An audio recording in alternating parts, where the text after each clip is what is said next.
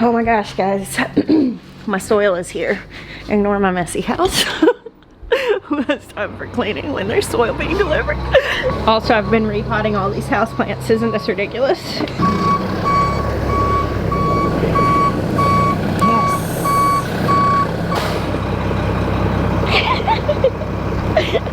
I love soil, Noah!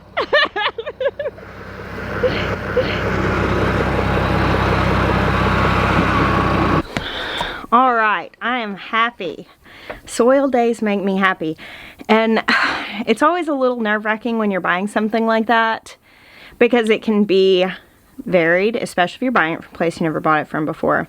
But even the place we used to go to in Arkansas, especially like during 2020 when there was such an uptick obviously in demand, a lot more people were gardening, we would get loads that were maybe a little hot and stuff, and I was really hoping that the product that I ordered today was going to be something that I could immediately use. And this is some really good broken down, it's like a compost potting soil mix. You can tell it has a little bit of sand in it, so it's good drainage.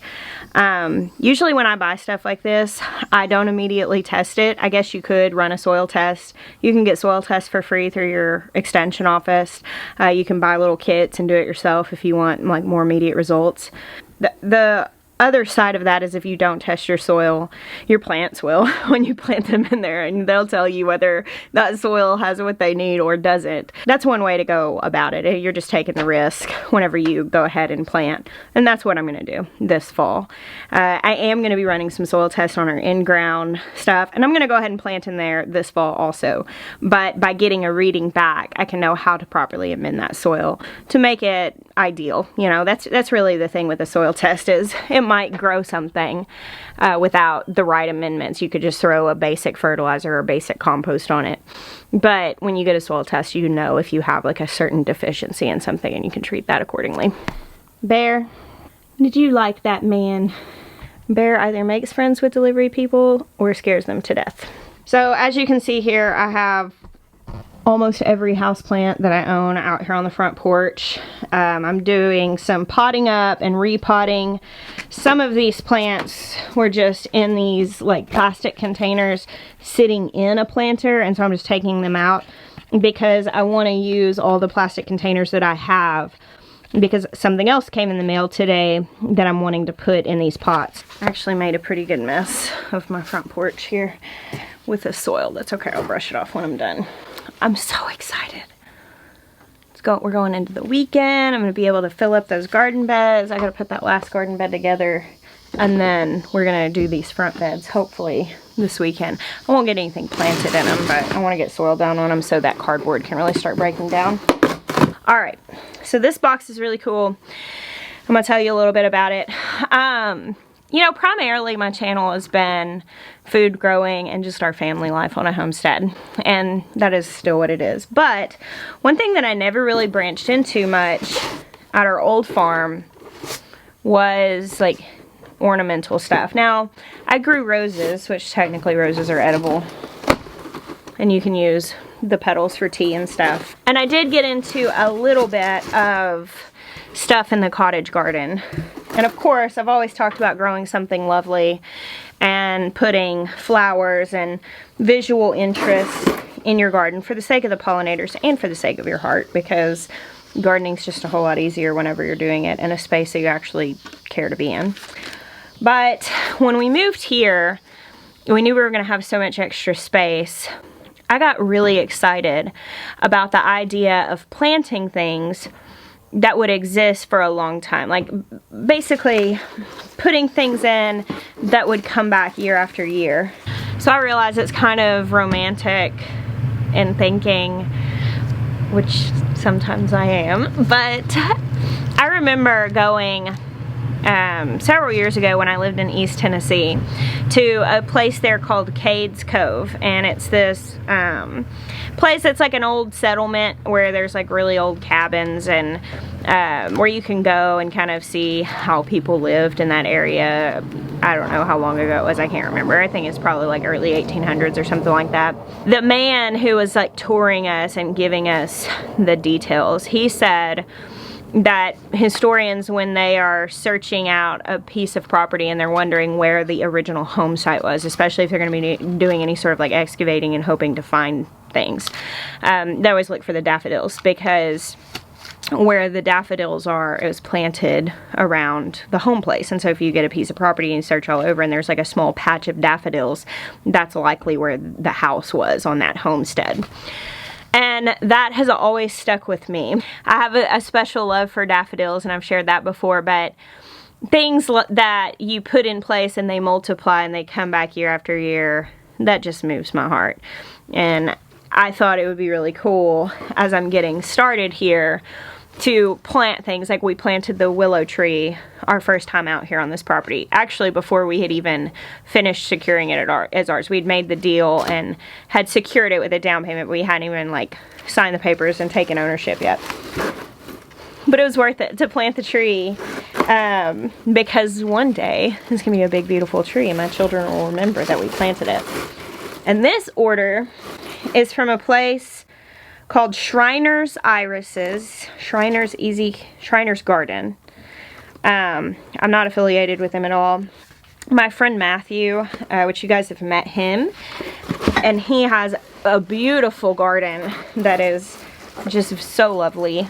So many beautiful ornamental things. And he's the one who told me about Shriner's, and he'd ordered some irises, and I got to shopping on there, and I placed this order. I want to say, like, I was kind of getting on Maya and asking him to get our address set up when he was out here working on the property, because Shriner's was having a sale and I was trying to buy my irises and I needed to put in a shipping address. I bought these when we still lived in Arkansas months ago, and of course they just shipped because it's the time of year for them to do that.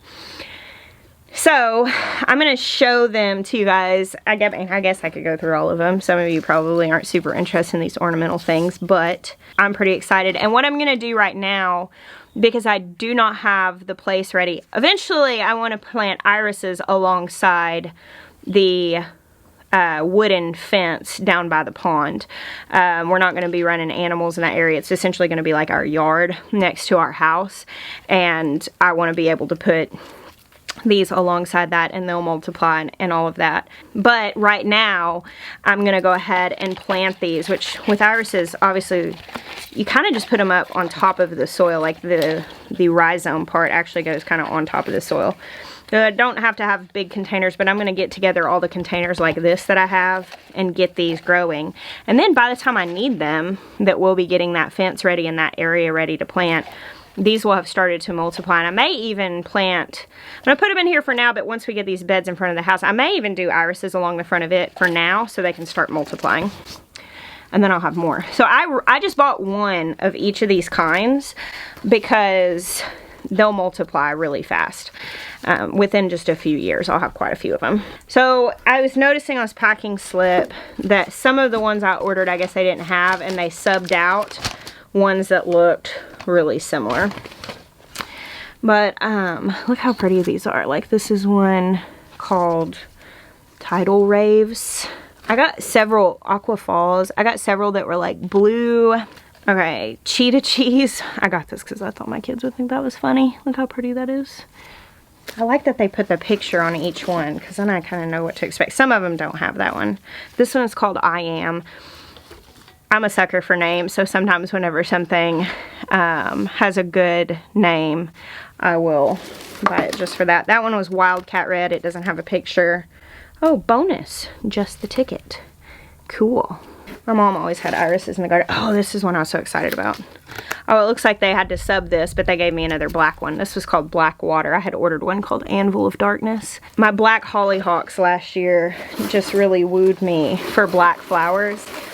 And after I was just like loving the black hollyhocks, a lot of you guys tagged me in posts that had black flowers. I saw this one thing where this person had planted, and I don't remember, I came across it, and it was like a, I don't know, BuzzFeed article or something, and they had planted their goth garden, and it was all like black flowers, and I am not goth, I'm far from that, but my goodness, I am a little dramatic, like, So black flowers I'm feeling.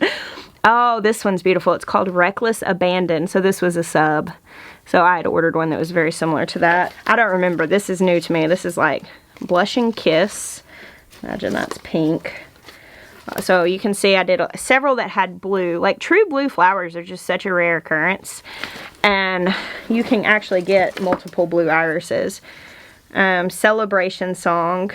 So this is a kind of white and purple with yellow beard. Oh, another bonus. Nestica Rapids. That's a really pretty light blue. I have 22 different ones. Light-headed. See, like this one's already starting to put off little side runners. So if I get this planted, I'll have more soon. Before the Storm, this is another black one. I was really feeling the black when I ordered these. I'm excited to get black hollyhocks going. I want to start some seeds for that. Best Bet. This is a double, like a two-tone blue. I don't even know if you can still order from them. They might have already closed orders for the year, in which case you guys can bookmark them for another time, because I'm very happy. I mean, it did take a long time for shipping, but obviously I knew that. When I ordered, it said they'd be shipping this time of year. So a lot of times when you're buying stuff that you're gonna like plant in the fall, you have to order it in the spring. Again, it's a gardening mentality. You always have to kind of have the next year in the back of your head whenever you're making decisions. Gambling Man, no picture. Out Walking, no picture. Badlands, this is like a really deep purple. I brought some irises. My mom, whenever we were getting ready to move, I had my mom come and take some cuttings out of the garden and separate some things out, and like stuff like I had comfrey, and my mom took care of all of that for me when we moved, and she got some of the iris rhizomes because they just multiply so fast. You eventually have to thin them out. And so I have a few irises from my house in Arkansas, so you'll be able to see them. They'll be blooming in Jill's garden and in my garden because that's where they came from. Black Suited, that's another black one, no photo on it. This is Rippling River. This is a really pretty kind of like frilly dark blue. This one's called Crow's Feet. Oh, that's a bonus also. I mean, I got a few different bonuses. I can't remember. Blueberry Bliss. I told you guys I bought a lot of the same shades of blue and black. Okay, I'm gonna double check, and I made a mess of my porch today. Messy Jessie.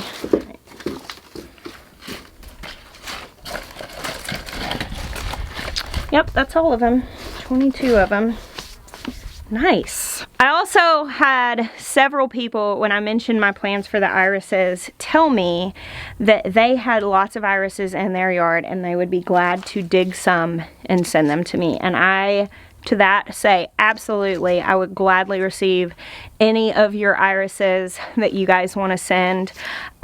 If they have a story, please tell it to me so I can know and keep a record of where they came from. And I know for a lot of people, you probably don't have the official name of it, but tell me its story and your name, and I'll know it as your iris. But we did get our new P.O. box, and I will put it in the description down below. We have a P.O. box in town, and before too long, the post office is going to know what they're dealing with now. Our old post office, when our YouTube channel really started to take off, they'd be like, so what do you do? What is going on here? But I would be hugely appreciative of that.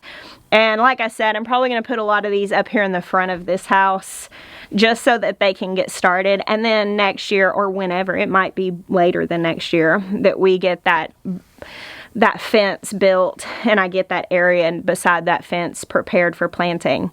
But at that point, I mean, that's a pretty long stretch of fence and an area. And obviously these 22 iris rhizomes aren't going to cover very much of that space. But if these were to double or triple by the time I needed it, I could make them last a lot further. And yes, I would be massively appreciative.